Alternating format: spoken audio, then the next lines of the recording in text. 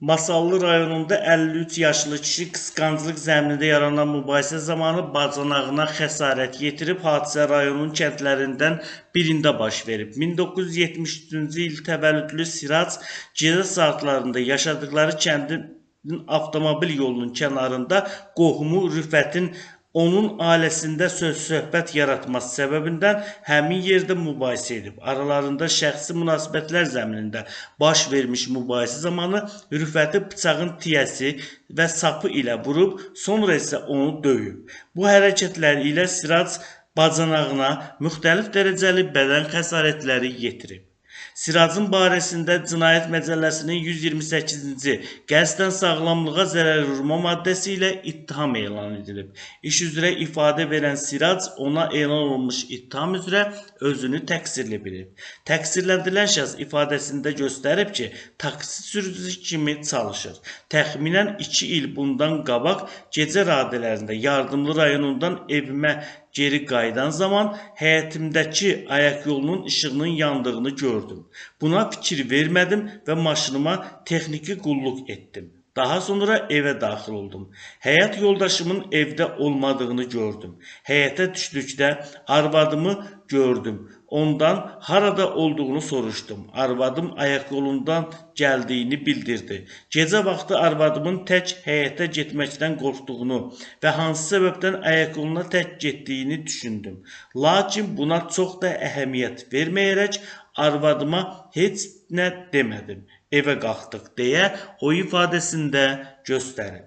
Siracın ifadəsinə görə yarım saat sonra həyətdən çıxmaq istəyən zaman bacanağı Rüfətin gizlənə-gizlənə küçələrindən çıxdığını görüb.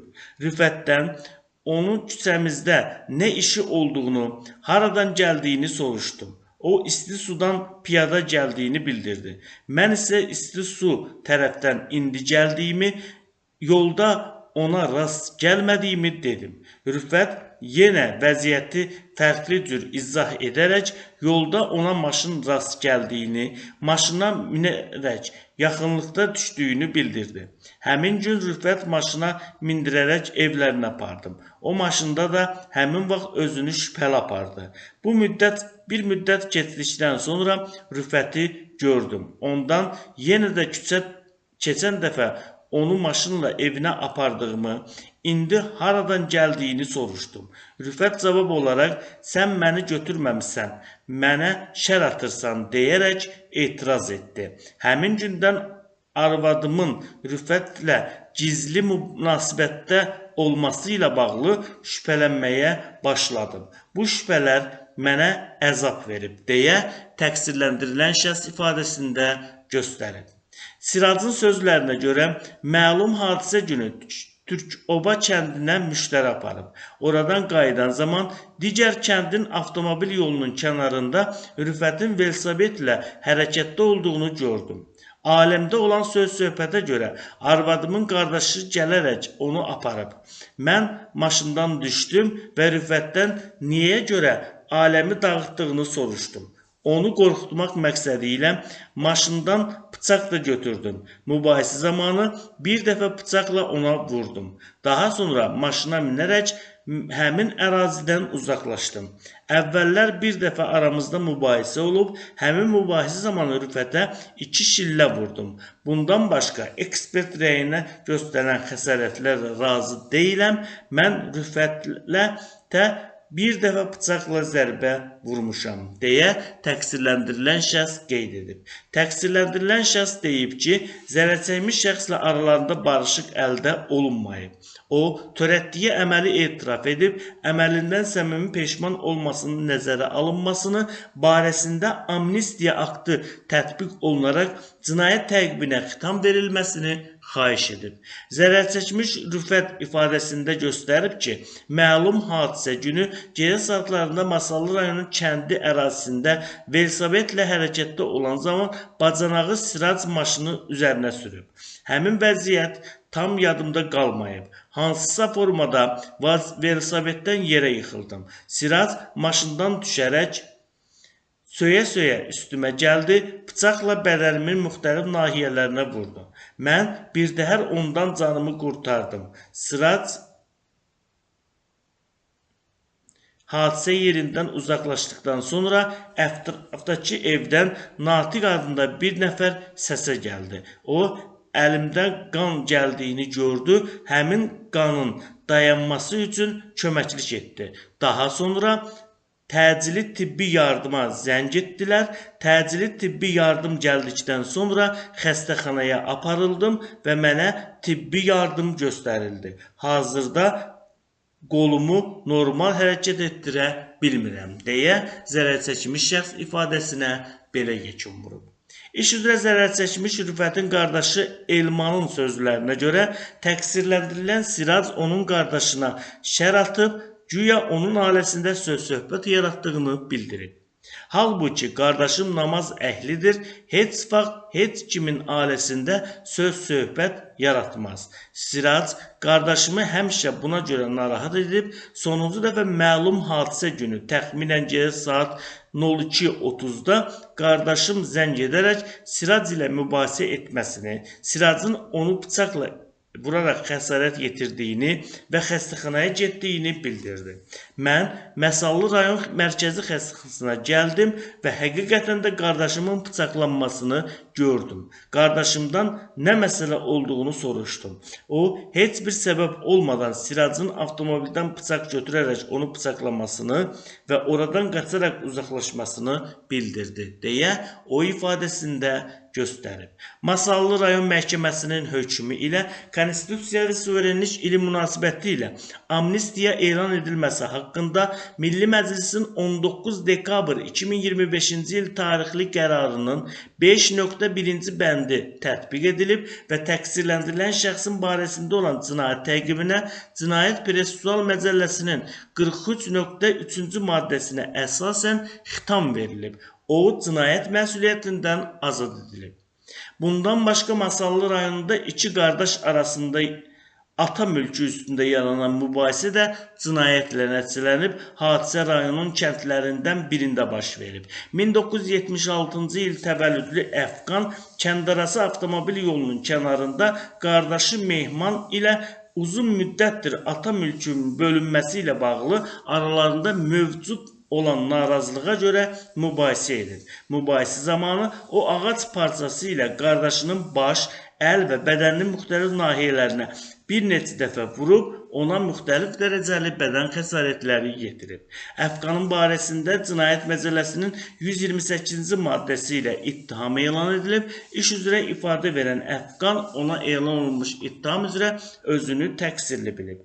Əfqan ifadəsində göstərib ki, hadisə günü malqaranı örüş sahəsinə götürmək üçün gedib. Yolda xəstə qardaşım ilə təsadüfən rastlaşdım.